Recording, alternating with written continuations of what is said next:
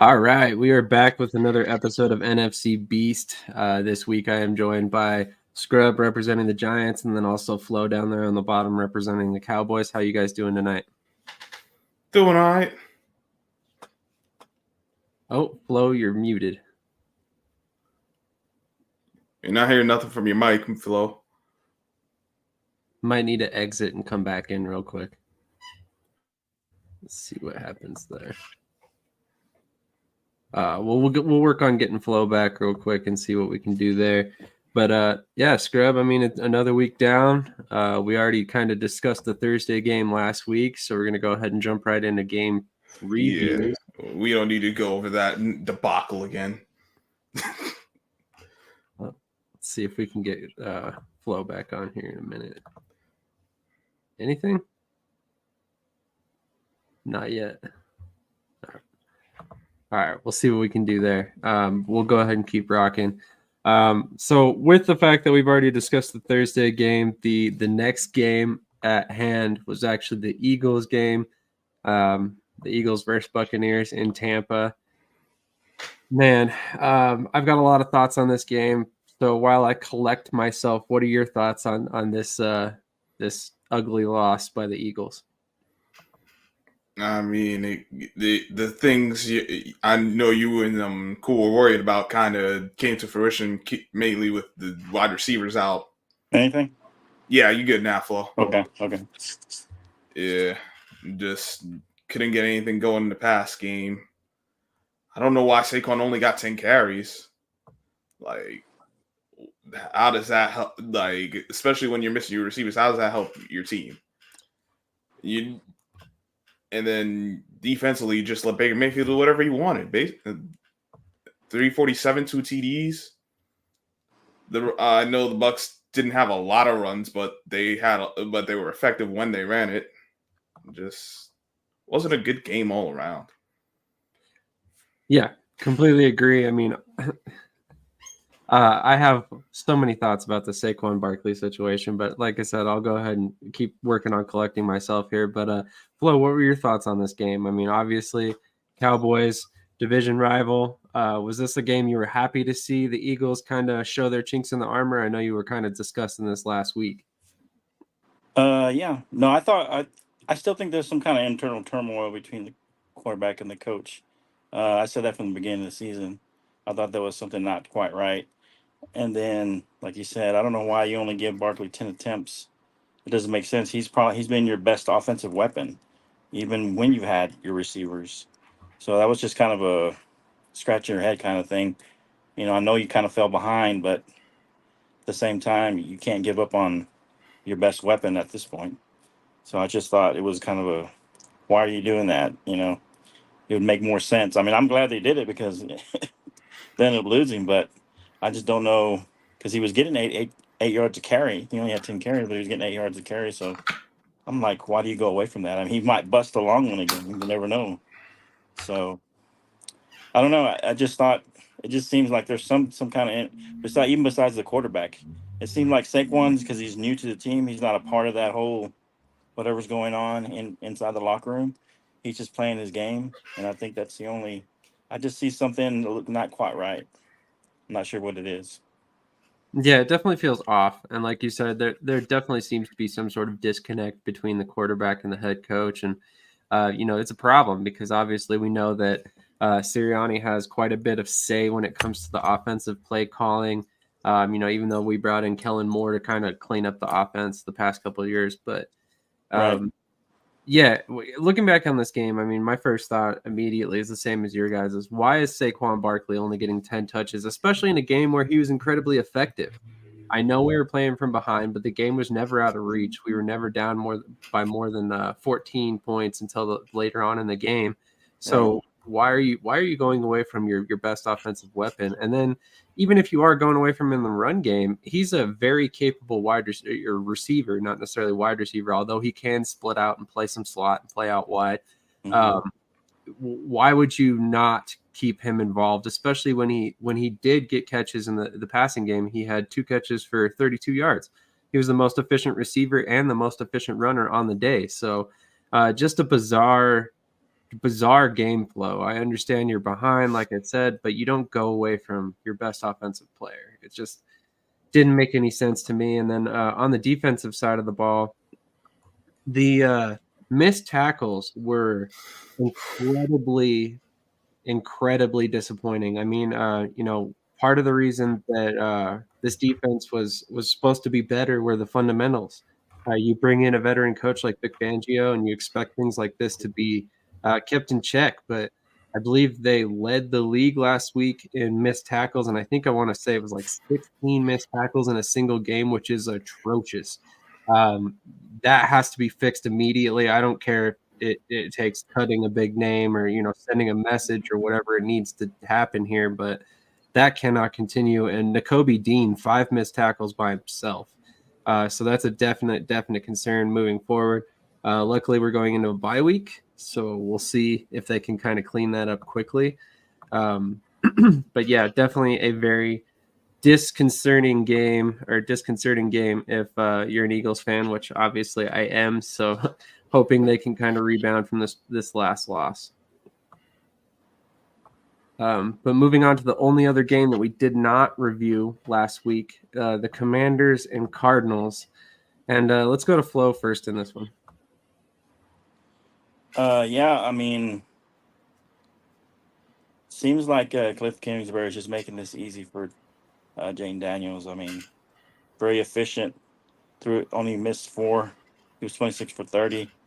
He did have 1 pick, but it didn't really hurt him that bad because the offense was rolling. Plus, Robinson's had over 100 yards. So the offense is really moving with Cliff Kingsbury. I feel like he's scheming it up well. And I think a lot of it has to do with the scheme itself, because it seems like, though he did make some good throws, it seems like a lot of them their guys are wide open. Some of those guys, it's not a really hard throw, though he made some good throws. I just like the way Cliff is running this offense, and I just think we'll see what happens. I mean, it's still a rookie quarterback. There's still going to be some mistakes, even though like Stroud had a great season last year, didn't make a lot of mistakes, but that's hard to do that.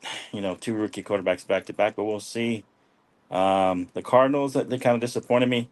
I thought they would have play a little better on offense. I mean, I knew their defense wasn't very good, so obviously this was going to be. I thought it was going to be a higher scoring game by both teams, but Cardinals just couldn't get anything going, and they just basically got blown out. So Commanders look really good. We'll see what happens. We'll see if they can keep it up the rest of the season and see what happens with the Cardinals and see what because they did lose to the Buccaneers as well, didn't they? I thought they lost early on to the Buccaneers, and they barely beat the Giants. Right? Yep, Didn't they lose to the exactly. Yeah, well, opening week they lost to the Bucks. Right. So, looks like the whole NFC East is losing to the Bucks. We'll see. But they gave a Giants, was a close game. Bengals, of course, that was when he kind of broke out. And then this game. So we'll see what happens. It could just be, just take some out, get a little tape on him, and maybe, they're able to kind of slow him down and not give him as many open looks to different receivers. But we'll see what happens. I mean, they're playing good right now, so I can't say anything too bad about the Commanders, even though I want to. Completely agree. I mean, Jaden Daniels through 4 games so far has 19 incomplete passes. That's insane, especially for a rookie. But Scrub, what were your thoughts on this game? My thoughts were Arizona has a lot of things to fix, because you can't let a team go 9 of 12 on 3rd down. You're not getting off the field. You're not helping yourselves on defense. You're not helping your offense. Well, I mean, because 260 yards on the ground alone. Yeah, that's a lot. You control the tempo when you do that. The rookie only had 4 incompletions, 1 pick. All right, you don't like the turnover, but it's going to end up happening because he's experienced. But the fact that it was only 4 incompletions, 9 to 12 on 3rd down, basically got whatever they wanted. Brian Robinson it looks like they found their combination as far as utilizing the running backs. Brian Robinson's the sledgehammer, and then they got this McDaniels kid just come in and fresh legs, just get those explosive plays. Is the change of pace guy. The receivers are all contributing. I mean, how many? 1, 2, 3, 4, 5, 6, 7, 9 different receivers with receptions. And And James then seems to have defense, a rushing touchdown every game, seems like. that too. Exactly. And then defensively, you hold the Cardinals to 14 points. Like say what you want. I know that it's not good giving up 181 yards on but the biggest thing is, can you score points? Can you stop the other team scoring points? They did both things on Sunday. And they've done a good job with scoring points. They've gotten stops when they needed to, and that's why they are leading the division right now. Yeah, absolutely. I mean, yeah, honestly, I was actually a little scared about him running around too much because I think, well, maybe he's going to get injured. But I was surprised that, I mean, they list him at 210, 6'4", 210. So he's not a really small. I thought he was a lot smaller than that, but they list him at 210. But he's actually, I mean, that could be the only thing that could hurt him is if he runs around too much. But he seems to be able to, not take the big hit. So we'll see that's a how skill that too. goes. Yeah, That's yeah, something that you have to develop with time normally, and he's got that early on, which could bode well for Washington long term. We've all seen what happens when these mobile quarterbacks get hurt. They're just not the same later on in their Anthony career. Richardson. Yeah, Anthony Richardson. I was thinking Robert Griffith III, in terms That of the him Commanders. too. Yeah, I mean, I'm blown away. We've heard all the complaints about Cliff Kingsbury and his offenses and how they get stale and all these different things, but what he's been able to do with Jaden Daniels so far has been unbelievable. Right. I expected Jaden Daniels to be good. I didn't expect him to come out and not, complete more than 70% of his passes in every single game. That's insanity to me. And I know, like you said, he's keeping it very easy for him. He's incorporating a lot of things he did in college, all smart moves by the coaching staff. But at the same time, whatever they're doing Mm-hmm. correctly. I mean, the fact that they're playing with house money after 4 weeks and they're the leading team in the NFC East and they're actually positioned as second in the division or the conference right now with a rookie quarterback. The sky is kind of the limit for the Commanders this year, just depending on how it goes this season. So you gotta keep moving. You got to keep rolling with the punches. If you're Washington, you can't continue to be too vanilla. You got to continue to keep adding things as you go and keep him in a groove, keep him comfortable, but at the same time, don't overwhelm him. But then at the same time, you have to keep ahead of the defenses. The defenses are going to learn what you're doing very quickly and eventually adapt. So as long as you're, still trying to make strides forward, I think the Commanders will be okay the rest of the way. But like Scrub said, that defense did an unbelievable job. And I know Arizona is not exactly a juggernaut on offense, but they've got a lot of talented players, and they shut them down, for lack of a better term. I mean, yes, you gave up 100 yards rushing or 100 plus yards rushing, and that's never good. But they also kept wide receivers in check that realistically could have done a lot more damage. Marvin Harrison Jr. immediately comes to mind. So great game overall by the Commanders. And I have to say, as much as I hate to say this, and it's probably going to hurt to, look back on after I watch this episode, but they kind of deserve to be in first place in the division right now, right? Oh, and don't say that. Well, I mean, they do. Because But they're the only team that's actually played complete games. yeah, More complete games than the other teams. right. My thoughts exactly. They've limited beating themselves. That's really the biggest thing. Right. I mean, and to be fair, I mean, now he's slipping my name. He's our coach last year, the head coach. I'm trying to think of his name now. Dan Quinn? Yeah. He actually put together a pretty good staff around him. Anthony Lynn's, I think, he's doing the running backs. He was the head coach for the Chargers back a few years ago, so he knows about offense. And him and Cliff, I mean, they're both from Texas Tech. I think they played together. It was back in the day, but they know each other from Texas Tech. So and Quinn has let Cliff kind of take the reins on the offense, and I'm sure he still has his input, but Quinn is kind of more on the defensive side, so I'm sure he's got a lot of input on that side as well. But they've just been playing well, and the word on the street, is that Cliff's not necessarily a great head coach, but he's a great offensive coordinator. He doesn't have the temperament to be a coach. He's a little too. He's not like a hard nosed guy, and so a lot of times he doesn't, have a lot of discipline for the, being the top guy. But as far as offense and scheming things up, he's probably doing very. I mean, he's doing very well, and that's his forte. But maybe just the head coach wasn't for him, as we saw from Arizona. Absolutely. And I mean, it kind of reminds me of a former Cowboys coach, actually, Wade Phillips, great defensive coordinator, one of the best ever. Yeah. Every time he got a head coaching position, there was just something missing with the way that he coached. And maybe it is that lack of that hard nose edge to the way he coached, because Wade Phillips was always a player's coach. So could definitely, that makes a lot of sense. And honestly, I hadn't really thought that far into the situation with Kingsbury, but that makes a lot of sense. Right. I think it might just be as simple as this. All he has to do is just worry about calling plays and building an offense. Well, we know he called plays in Arizona. That was what he did. Like when you have to that's worry a lot about to be head coach and call plays. So having to deal with the whole team, not just because we saw it in Texas Tech. Like he had a losing record over there. Right. Not pretend well, like he was. To be fair, I'm a Texas Tech guy, so over there, the problem was that he didn't like recruiting. That was the word on the street over there, because I'm from there.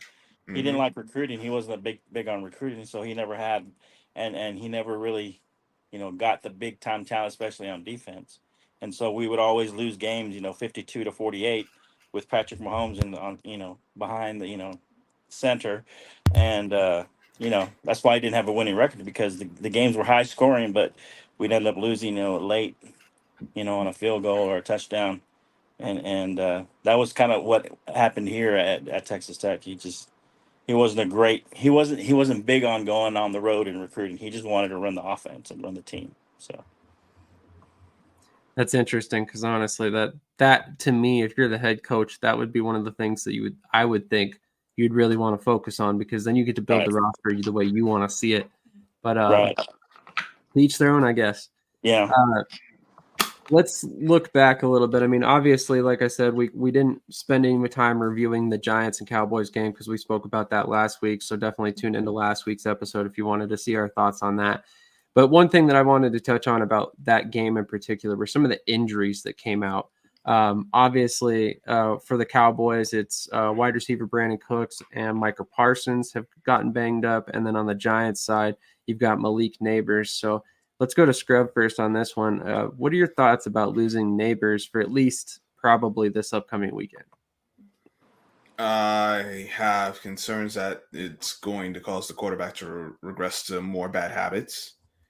We kind of seen some of those bad habits rear their head so far this season, but I think it's going to show more of that. I hope he proves me wrong, but I've seen this story too many times. I mean, it's not like they're lacking receivers in and of itself, but Slayton's not a number one. Hyatt's not a number one. Wanda Robinson's not a number one. None of your tight ends are difference makers to this point, and you don't have a difference making running back.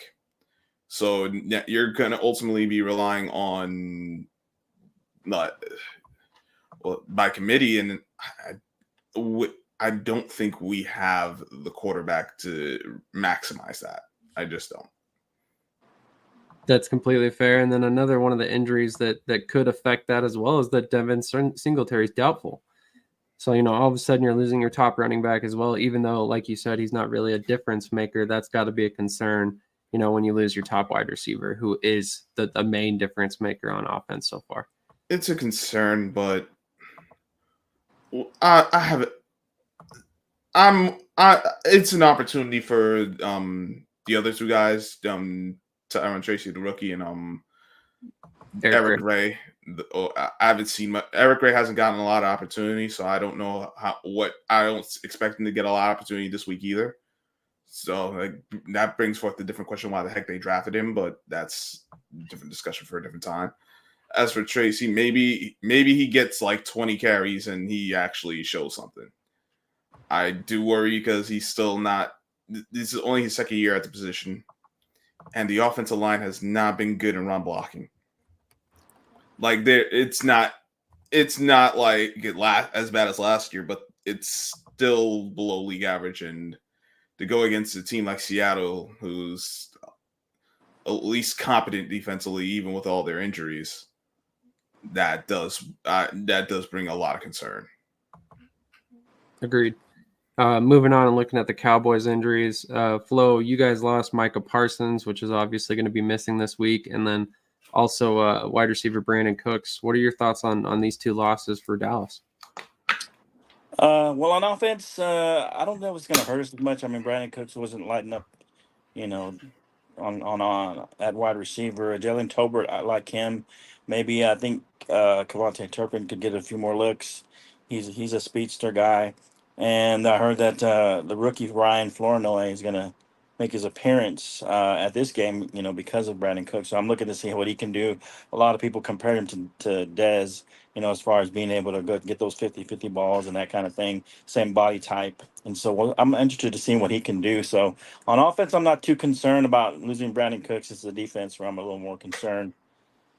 Having lost Micah, and then we lost Tank, D-Law. And then, even before the season, a lot of people don't think about it, but we lost Sam Williams. He was a good DN for us out of Ole Miss. His third season, and he's out. I think he's out for the year, but we lost him even before the season started. And then people have been talking about, Carson may not play, and Diggs is questionable as well. So Carson was kind of taking over for Bland, who we lost at the beginning of the season, who he'll be back, but now we don't have Carson or Bland. So I think we're going to go with CJ Goodwin uh, at the left corner. And then Diggs is questionable. So I guess Andrew Booth Jr., and I'm like, who? Andrew Booth Jr. is going to be the starting right. He's a guy from Clemson. I don't even know who he is, really, to be honest. So we're kind of thin over there in the secondary. So that's what's really concerning me. We may end up uh, making Fields look like Tom Brady or something. I don't know, but that's what's really concerning. A lot of injuries have been adding up for us, and so that's what's concerning for me, especially even in the secondary. People aren't really talking about Carson and Diggs. They may not play this week, so because Micah got all the attention. So I'm a little concerned. Fair enough. Definitely concerning anytime you lose your top pass rusher and one of your best defensive players. Absolutely. And then honestly, I had not considered how much depth has been lost at cornerback as well. But Andrew Booth, could surprise some people. Former second round pick for the Minnesota Vikings a couple of years ago. So Right. I mean, he's got some talent, but there's a reason why he's in Dallas after only 2 years after a Right. second round pick. So Yeah. obviously he hasn't panned out quite how Minnesota had hoped. So I guess the next subject at hand would be our quarter season observations from our teams. So, Flo, you want to start us off on this one? Sure. Yeah, obviously we talked about the injuries. I mean, that's the main concern for me going into the season, the rest of the season with the Steelers. But as far as how we've done, I mean, I think we've played pretty well. I think the offense, um, for the most part, I think they've played well. A lot of times the easy button is to blame Dak, but I mean, most of these are not his fault. The Saints. I mean, we gave up some big plays on defense. Same thing with the Ravens, and we ended up being able to come back and actually making that a game and possibly winning. We got that one onside kick recovered, and then if we had that third down stop towards the end of the game, we could have got the ball back, and so that was encouraging. But of course, we got the injuries now, so we did hold the Giants to one of the lowest yards of the season, at running back. So that was one of our concerns, going into the Giants game is that could we stop the run, because we were letting everybody run on us and run all over us. And so not that the Giants have the, best running game, but at the same time, we held them pretty good, in that aspect. But now we've got a lot of injuries. So overall, I'm somewhat pleased. The two middle games, of course, I'm not pleased. We basically almost got blown away by the Ravens, and it was headed that way, except for at the very end, thanks to a great fourth quarter. But the Saints just blew us out, and they're, coming back down to earth. And so we'll see. That's my main concern, I guess, is that the defense was very inconsistent, even though we played well against the Giants, and now we've got a lot of injuries. And so we'll see if these people can, these backups can step up and continue that. Part of me thinks is kind of interested to see, okay, Micah's not there. What are we going to do? Are we going to play more as a team instead of relying on him to make a big play and to be the, the pass rusher and the disruptor? Maybe, the other guys step up now that he's not there. I'm interested to see how we react and how we respond to, basically our best pass rusher not being on the field. Because I feel like we depended too much on him to make the plays, right? So maybe some people step up, now that he's not there. Absolutely. I'm interested to see exactly how that all works out for Dallas. They've got some quality depth there, but guys that haven't really performed, too well. That's why you keep seeing draft picks at the position. So it'll be interesting if they can kind of step up and play well in his absence. But moving on to the Giants, Scrub, what are your quarter season observations for your team? That the Giants are a team that they're not devoid of talent. It's a better roster than last season. The games, honestly, outside of the Vikings game where they just didn't compete and got themselves out of the field, they haven't been out of the other 3 games. Obviously, they won against Cleveland, but Washington, they weren't out of it. I know if you have a kicker or your defense can stop the run, or you get that conversion on 4th down from Malik Neighbors at the end of the game, you might be talking about at least 2 wins against Dallas. There were opportunities against Dallas. It wasn't like there wasn't. Just that the Giants couldn't hit any of them, and that was the difference. Also, like some ill-timed penalties, some poor officiating too. But that isn't the reason why. But if they could just piece it together, have a complete game, like they'll be all right.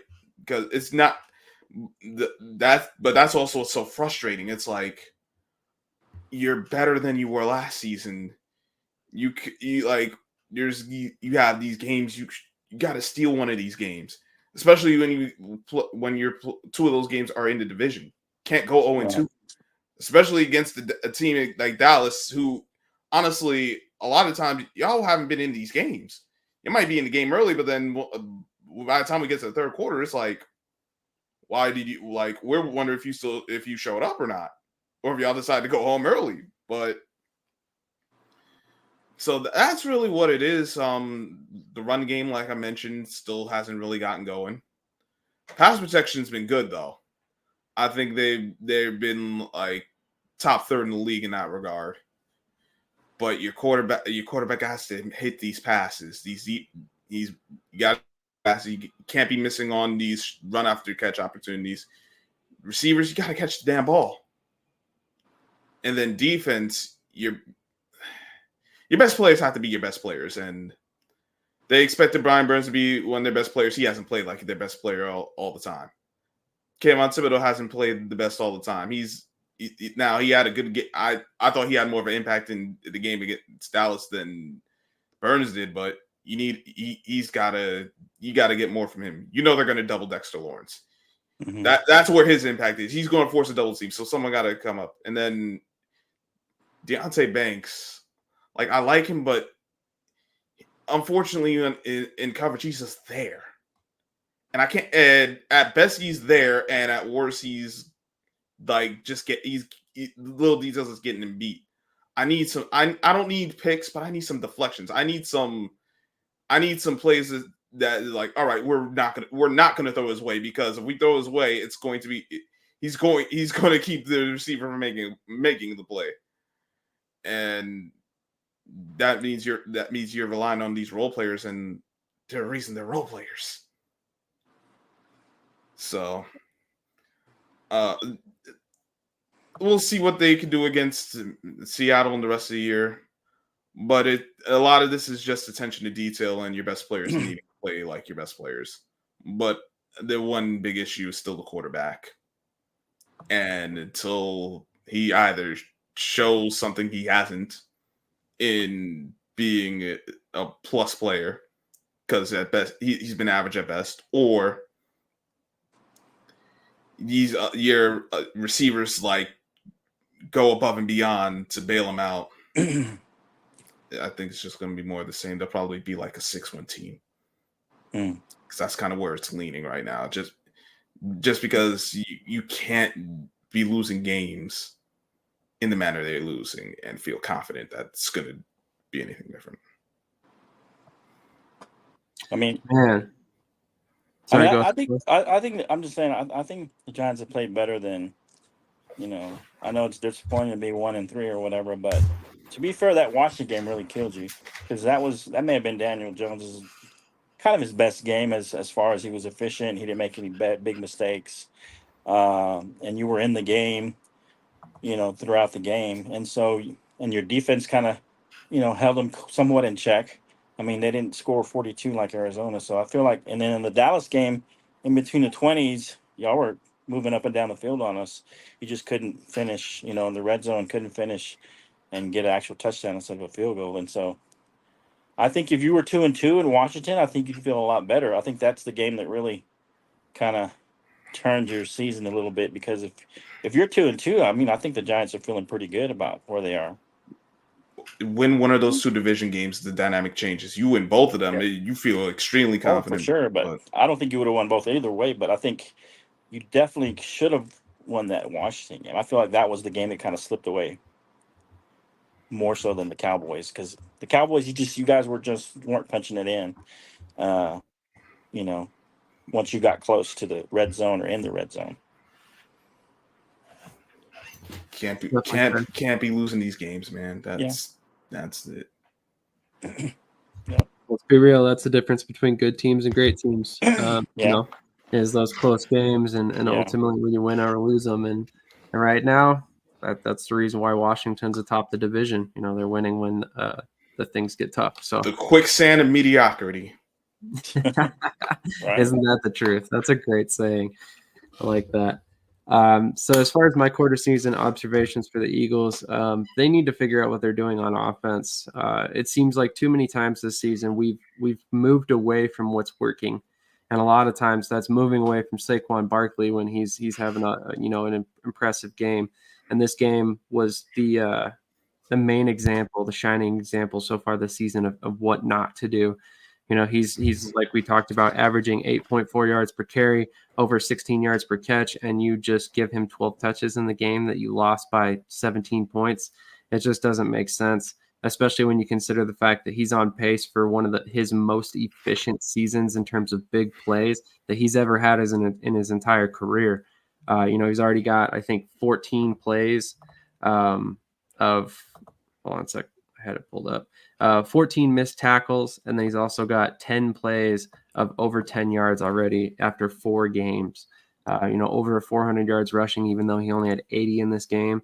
I know I've talked a lot about this season about, limiting the carries that you put on him, and I fully anticipate doing that, but that doesn't mean you completely go away from the running game. You have to have somebody behind him who can step in and get some carries there as well. And Kenneth Gainwell getting 2 carries for 9 yards is nothing to write home about. Will Shipley's still missing in action when it comes to the run game. So we got to figure something else out there. And then on defense, there's a lot of noise coming out of the locker room, it seems like, whether it's CJ Gardner-Johnson or Darius Slay, who are talking about the critics, and it just seems like they're too concerned with what's going on social media or what the local analyst is saying, rather than what's going on the field. Yes, you guys are both great players. No, you do not need to tell everybody on social media how good you are. We know that. There's a reason why you've been to Pro Bowls. Now prove it on the field, and then we'll talk. That's something that's been driving me nuts lately. There's so much noise, but no action when it comes to actually trying to improve on the issues. So let's hope this bye week goes a long way. I hope we see AJ Brown back, and hopefully Devontae Smith back as well. We need him. It's really getting bad really quickly on offense. And then moving forward, we have to see a more clear-cut plan on how to emphasize the things that are working for us going forward without getting too bland on offense. Before we move on, do you guys have any observations about the Commanders? Hard pass. Sounds. The one thing I wanted to say about your team is that Mhm. it feels like it's the same thing from last year. Like the same concerns we had at the end of last year still exist. Basically. They're not running the ball enough. The quarterback and the head coach are not on the same page. And this was the other thing I was when I saw Kellen Moore and defensive coordinator, don't forgot his name right now, Vic Fangio. I'm like, okay, that sounds good, but I know Kellen Moore doesn't run the ball. That doesn't really help what you guys need in that regard. Especially like, all right, you had Swift last year. Now you got Saquon, but you're still not running the ball. That's no good. And then defensively, like with the missed tackles and the attention to detail, like, is it better? It couldn't have been any worse than going through two different guys at defense coordinator. But I'm like, I don't see where anything got fixed, unfortunately. I will say this about the Eagles. I wanted to ask you, since you're the Eagles fan, like with us when Kellen Moore was with us, on offense, I felt like he went away from what was working. He just wouldn't run the ball. Even when the run game was working, he would get away from it. He'd do something too cute, or he would just shy away from the run game. Even though we were getting chunk plays on run, he would just get away from it and start passing it more. And I'm like, what are you doing? And so that's how I kind of, our when we had Kellen Moore on our as our offensive coordinator, I just felt like he was, as a play caller, he was inconsistent, and he would get away from what was working because he just wanted to pass the balls too much, for some reason. I don't know. That's how I felt when he was here. I don't know your feelings on Kellen Moore. I think that he just gets away from what's working too much. That's exactly my concern with him. I mean, Okay. and I don't know if it's Kellen Moore, if it's Nick Sirianni. I think that's a trait that they both seem to share. And I'm not going to lie, I was not a big fan of the Kellen Moore hiring to begin with. I think that he's run the ball a lot more than I was expecting this season so far, and he quelled a lot of my concerns. But at the same time, I feel like whoever's doing it and whoever continues to get away from what's working isn't really quite understanding what's going on the field. I mean, if you got a running back again that's averaging 8 yards a carry, and your top 2 wide receivers, top 3 wide receivers really are injured, why wouldn't you stick with that? Especially when you have injuries on your offensive line at right tackle. I mean, you're basically asking to get your quarterback killed if you're going to drop him back 30 times in the game. And I understand, game flow. Sometimes you want to move away from things, but you can't. There's no justification for moving away from Saquon when he's averaging 8 yards per carry. And then I think we were averaging less than that per passing attempt because of the incomplete passes and whatnot. So, I mean, it's baffling to me. And it's something that plagued us last season as well. And so that's why I'm like, I don't really know if it's all Sirianni. I don't know if it's really all Moore. I don't know if they just happen to be the greatest pairing of ignoring what's working ever. Right. Hey, let's Because ignore that. Okay, good idea. Yeah, let's do it. exactly, because that's That's all. basically exactly what it feels like right now. And it, Yeah. like Scrub said, we talked about this so much last season. DeAndre Swift would have a big game, and then the very next game he'd go like 10 carries for 29 yards or something like that. And it's like, Right. why are we not running the ball? I know he's not necessarily effective all the time. That's why you go get a Saquon, but it just, like you said, they're getting away from what's working way too often and way too quick too. And I get that you don't want to lean too hard into anything, keep the defense on their toes, but Right. if you're cutting off your nose to spite your face at this point, and that's going to be something that we need to move forward with and figure out a better solution to. Yeah. Commanders. Commanders. Sorry, go ahead. You want to talk Commanders now? The only thing I can really say about the Commanders is that the offense looks great. They hopefully last time that we thought they had a quarterback, ended up getting banged up. So hopefully they can keep this one healthy. Mm-hmm. And right now, they've found the right combination through this point. Now it's only 4 games. Like some teams start off fast and then they fall apart. Some teams start off slow. They pick up speed later on. So to this point, they've done a good job. Let's see if they can continue. They don't have to be They don't have to be 3-1 like every quarter, but can they continue the good play and go? Can they win? Can they get 7 more wins? Because that's really all they need. Mm-hmm. And in this division, they might not even need that. It might only be 6 more they need. The way everyone's playing right now. Yeah. Yeah. I You're mean, not wrong. that's the talk of the Commanders is, Jaden Daniels and the offense. I think a key for them is, if you want to beat them, I think, is make him throw the ball. I mean, he hasn't thrown it more than 30 times a game. I mean, he had 24, 29, 23, 30 attempts at the most against Arizona. But I think, take away the run game and let him beat you with your, make him throw it more, I think is the key. Stop the run. The only game they lost, he ran it like 16 times. And so, and he only had 184 yards passing. So, I mean, the game that they lost against was at Tampa. And so, I don't know, to just take the run away from him, and maybe stack the line and see what he does with it. If he beats you with his arm, he beats you with his arm, I guess. But I think the more you make him throw it, and the more you make him make decisions, fast decisions, and maybe that's how you beat him at this point as a rookie. Who knows? But he hasn't. He's doing what I wish Dak would do, around 28 to 30 times is all I want him to throw it. I don't want him throwing it close to 35, 40 times. And so we'll see what happens. Maybe jump on them early, and maybe that's another way to beat the Commanders. And don't let them get ahead, or don't let them stay in the game. Just jump on them so that they become a passing team. Because they've been very balanced, with run and pass. Well, that's the one thing they have that the Giants and the Cowboys don't have. They have a back that can actually give you 20 plus carries a game. Right. And you will actually get stronger as the game goes along. We don't have that kind of back.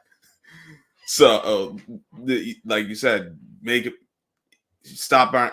I'm saying make it a point to stop the run and see what he can do. Stop Brian Robinson. I'm going to force this rookie to. I want the ball in his hands. Right. Let him. Even though he's doing well, force him to do. Let him have plays where you give him like 40, 50 touches. Get him in third and longs, get him in 3rd and 10, 3rd and 9s, 3rd and 12s, and see what happens. Absolutely. No, I think you hit the nail on the head there. You need to make them pass more. They've run the ball more than they've passed this season so far, 106 attempts to 134 attempts on the run game.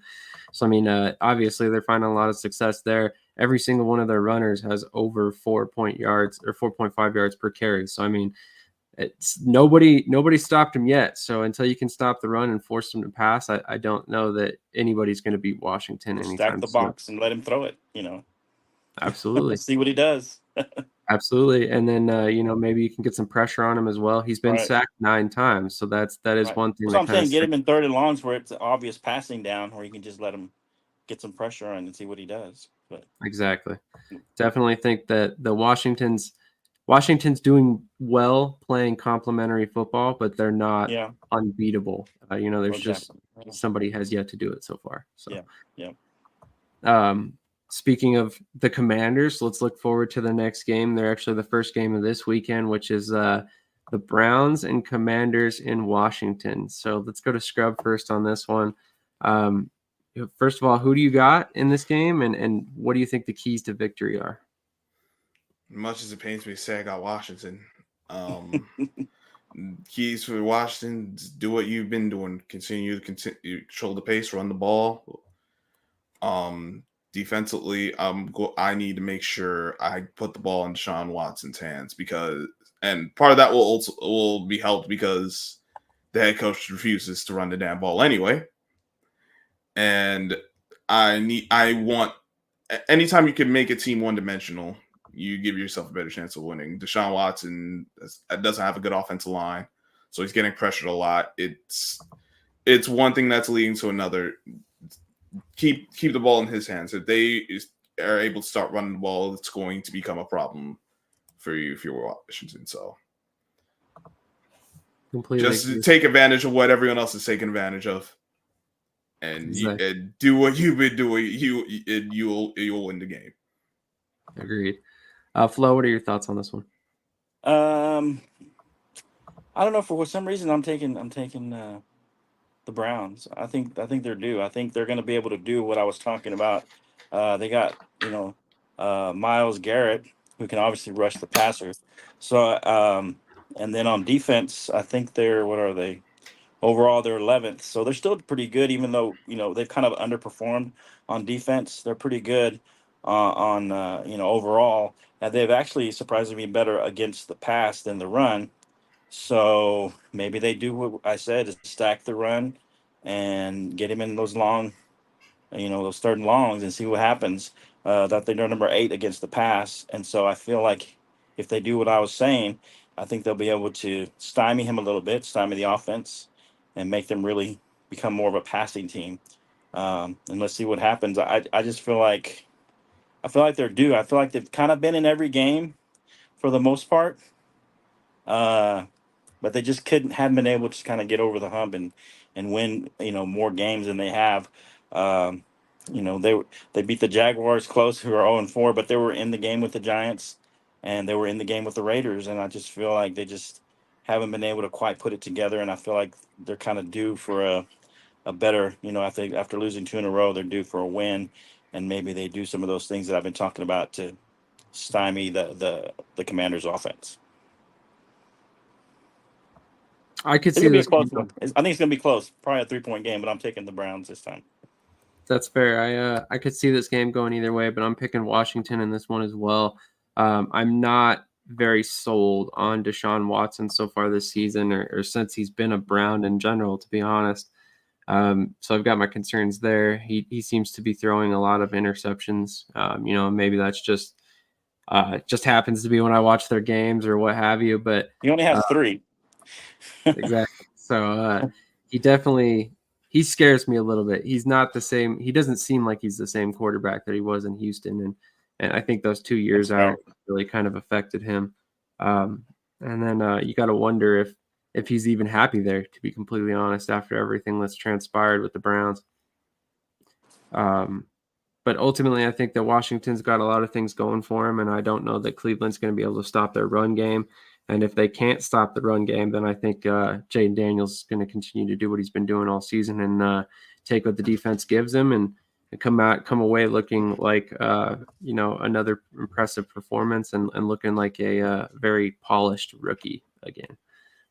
So I've got Washington in this one, probably by a touchdown. It's fair.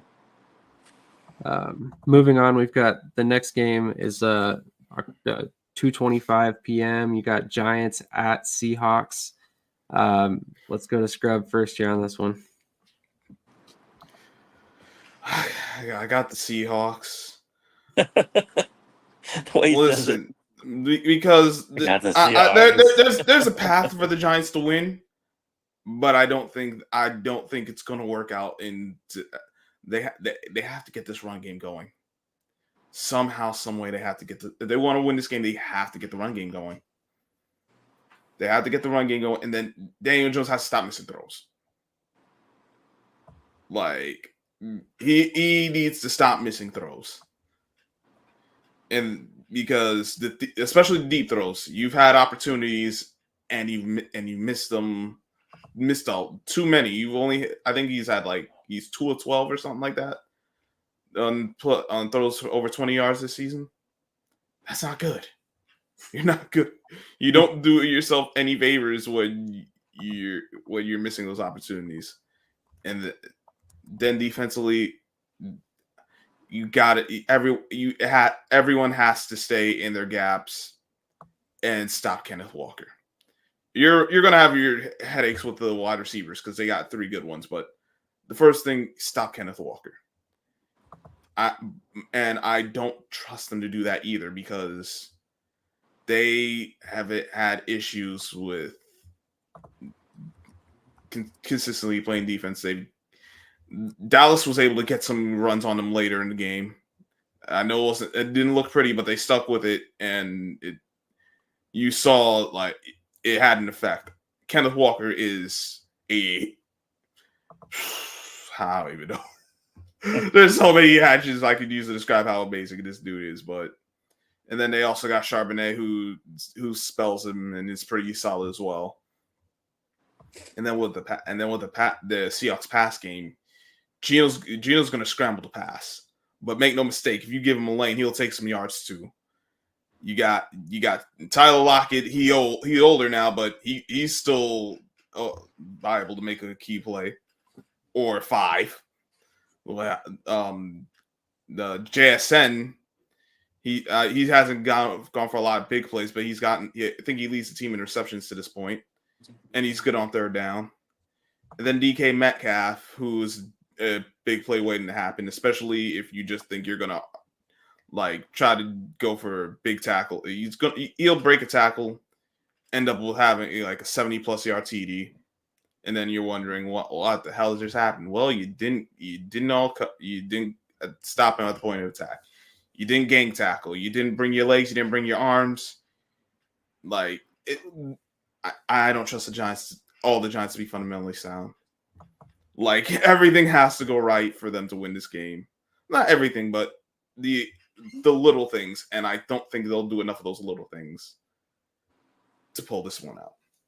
Hope I'm wrong, because I know the Seahawks also got some injuries defensively too, so maybe that'll even some things out a little bit. But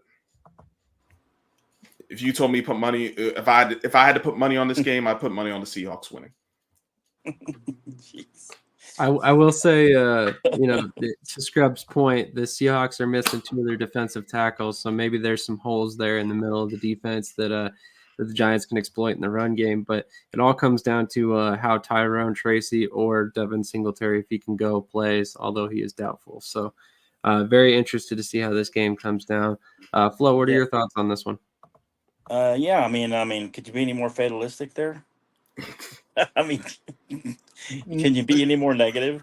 You want me to be negative? Daniel Jones going to throw a turnover. Well, look, to be fair, everybody's talking about Geno Smith lighting it up.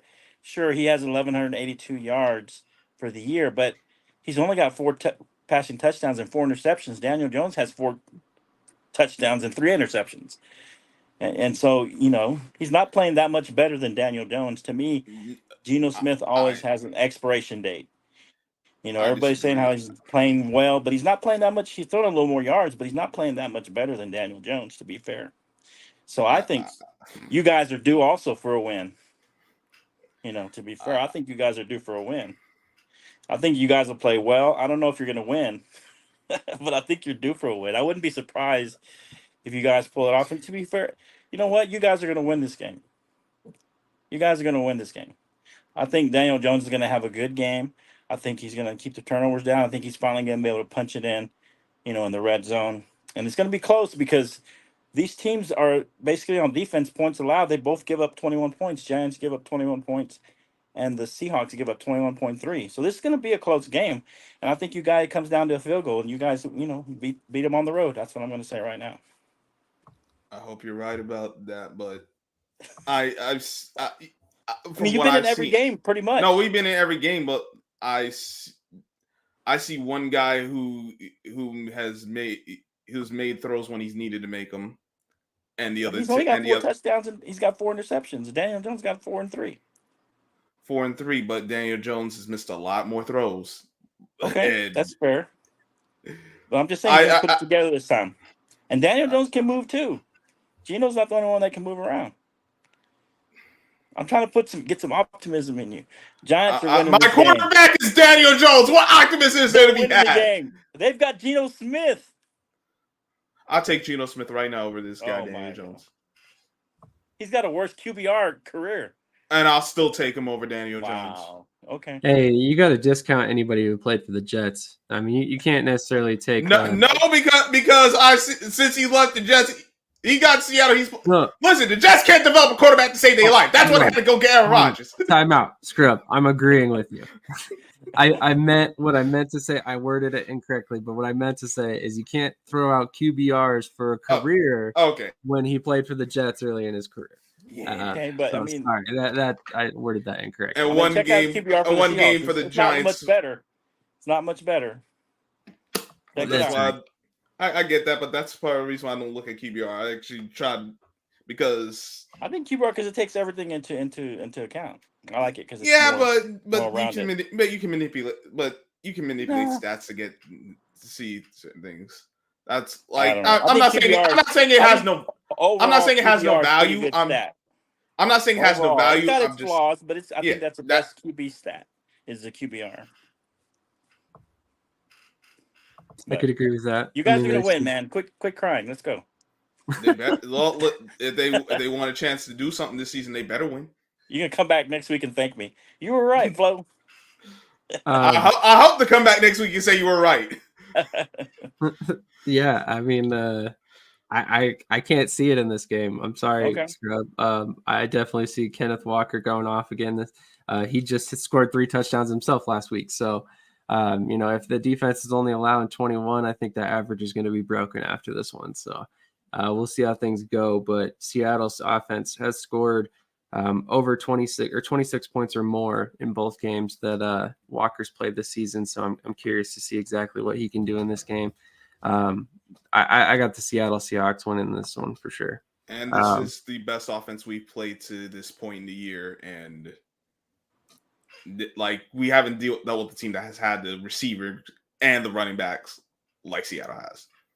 And I've seen how poorly this defense has been in spots. To be fair, Seattle's only beaten the Broncos, the Patriots, and the Dolphins. That is fair. And they lost to the Lions in big time. So, that is fair, but they were able to get points on the Lions.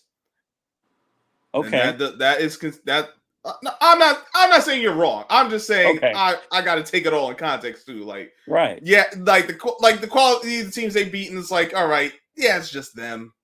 But then it's like yeah, I mean, and they beat the Dolphins. A Tua-less Dolphins 24-3.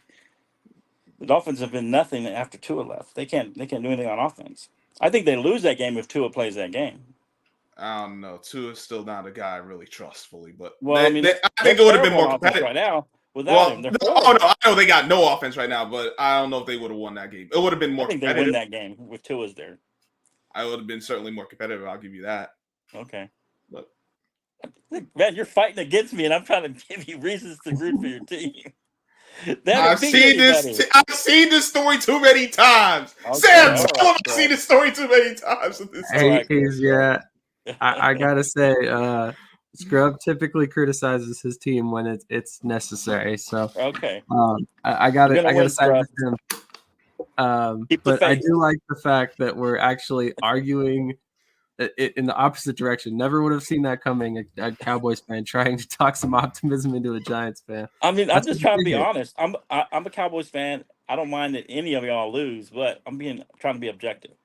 No, it makes perfect sense. And to be fair, it wouldn't shock me if it wouldn't shock me if the Giants won. I can't say. I'm not saying that they had no chance. It wouldn't surprise me. That I'm just saying they got to do specific. There's a specific way they have to play to win, and I don't know if they can maintain that through a 60-minute game. Yeah, convert on third down. Daniel Jones, earn that money. Earn that money, baby. That's my thought. If he can, get the job done on third down. Look at the record of the teams that you've played against the records that the teams that they played. That's fair. That's definitely fair. Definitely and you've been in every game. So he's got a point there, Scott. He's got a point. Yeah.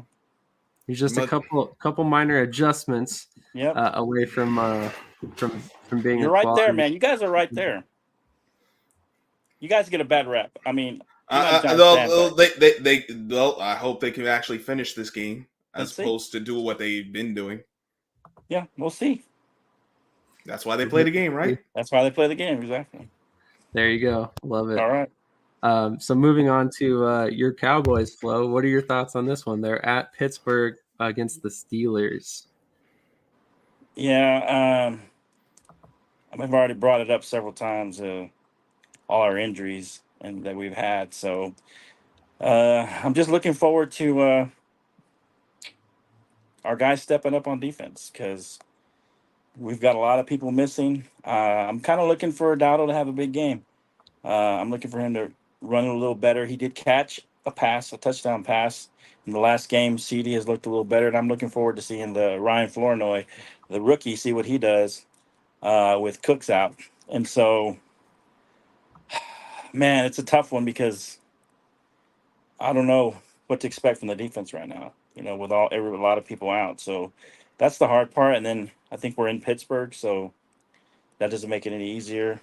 I mean, they're a good home team, and so I'm still going to go for the Cowboys to pull this one out. Um, the Steelers have played pretty good. They did beat the Falcons, but they also beat the Broncos and the Chargers, and they lost to the Colts. So I don't know. I'm kind of trying to figure out, who they are. I mean, are they a good team or not a good team? They beat a good team in the Falcons, but they lose to the Colts, who aren't very good. I mean, they're okay. They're not bad, but they're not good. And then they played the Broncos, who aren't very good, and they only beat them 13-6. So, I mean, are really scared of their offense. So, I'm just, I'm just a little leery because of all the injuries. That's the only thing that gets me. So I'm hoping that we get our run game finally going a little bit, and Dak doesn't have to throw it 35, 40 times a game. So I'm hoping that we get our run game and be a little more balanced on offense. And I feel like we're going to pull this one out. It may be a lower scoring game. I'm looking at something like 23-17, 23-16, something like that. Cowboys. That's definitely fair. I mean, I definitely personally see the Cowboys winning this game as well. I like Justin Fields. I like a lot of what he's been able to do this year so far for Pittsburgh, but I don't think that he's going to be able to outduel Dak Prescott. I know we've talked a lot about the fact that Prescott should not throw the ball more than 30 times a game, but in the event he has to, 32 is good. That's tops. That's fair. That's fair. I trust him a lot more than I trust Fields in a shootout. So, I mean, if you look at it from that perspective, you got to pick the Cowboys in this one because I don't think the Steelers are at any point going to get ahead of the Cowboys by too much. So, that run game does concern me for Dallas. You got to figure something else out there. Your top rusher having 130 yards after 4 games is not cutting it. But I think Pittsburgh might be the team that you can get that going against. But Scrub, what are your thoughts on this one? The thing with the Steelers is with their defense is TJ Watt or bust. Which is not a good thing. Yeah. It means if he don't get going, it's not a pretty sight. We saw it against the Colts. He didn't get going in. It got away from them. Yeah. Now, what I would do if I was the Steelers is put him on the rookie and see how well he holds up. Considering he struggled against Kayvon Thibodeau last week, that means you would have to set. But that's just one matchup. Cowboys do need to run the ball. You gotta hit some shots with them against Pittsburgh, which will be there. But you need to make sure you protect well enough to do that, and then do what you did against the Giants. Stick with the run game. It might not get going right away. You might just be 1-2 yard carries. Stick with it. Just keep grinding. It'll change. You those 1 and 2s become 3 and 4s. Like, I do think Pittsburgh will win, but because if it becomes a shootout game, I got the Cowboys because I don't trust the Steelers offense in a shootout type of game. If they could keep it in the teens to possibly even like 20, 23, that favors the Steelers because that means that they can just run their offense. Justin Fields has done a good job of managing the game. We've seen it with Pittsburgh against the Falcons. He didn't have to do too much. We saw it against the Chargers. So, and I think it will be that kind of game because of the injuries. Unfortunately for the Cowboys, it's all it is really CeeDee Lamb at this point. I mean, I mean, you got some other guys that they show up, but like CDM's the only consistent guy, Okay. and that so. Fun fact though, Mhm. the Steelers are second all time with 91 overall primetime game wins. Second only to guess who? The The Cowboys with Cowboys. 95. So it might be a pretty good game. I don't know. We'll see. I mean, they put it on Sunday Night Football. I expect some fireworks to go off. It Yeah. doesn't matter. Either it's going to be a slug it out kind of game, or it's going to be a shootout. Yeah. I don't see it running away one way or the other. Right. So Yeah. Definitely fair. Definitely fair. I do have to say one question I have about the Steelers, and it's something that has not made sense to me all season long. mhm. You have Cordarrelle Patterson on your roster, and he's not kick returning. Wait, what are you doing there? Doesn't make a whole lot of sense to me. Maybe it's the new style kickoff.